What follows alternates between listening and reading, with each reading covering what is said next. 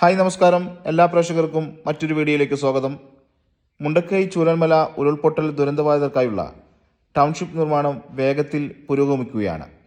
കർശന ഗുണനിലവാര പരിശോധനയാണ് ടൗൺഷിപ്പ് നിർമ്മാണത്തിൻ്റെ ഓരോ ഘട്ടത്തിലും നടക്കുന്നത്. നിർമ്മാണ സ്ഥലത്തെ മണ്ണ് മുതൽ കമ്പി, സിമൻറ്റ്, മണൽ മുതലായ മുഴുവൻ സാധന സാമഗ്രികളും പരിശോധിച്ച് ഗുണമേന്മ ഉറപ്പുവരുത്തിയതിനു ശേഷമാണ് ഉപയോഗിക്കുന്നത്.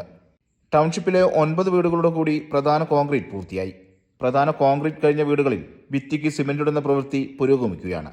500-ലധികം തൊഴിലാളികളെ ഉപയോഗിച്ചാണ് നിർമ്മാണം. ഒരാഴ്ചക്കുള്ളിൽ തൊഴിലാളികളുടെ എണ്ണം 750 ഉയർത്തും. 331 വീടുകൾക്ക് ഇതുവരെ നിലമൊരുക്കി കഴിഞ്ഞിട്ടുണ്ട്. മറ്റൊരു പ്രത്യേകത, വീടുകളുടെ കോൺക്രീറ്റ് വേഗത്തിലാക്കാനായി നിർമ്മാണ ചുമതലയുള്ള ഊരാളുങ്കൽ ലേബർ സൊസൈറ്റി ടൗൺഷിപ്പ് ഭൂമിയിൽ കോൺക്രീറ്റ് മിക്സിംഗ് പ്ലാന്റ് സ്ഥാപിച്ചിട്ടുണ്ട്.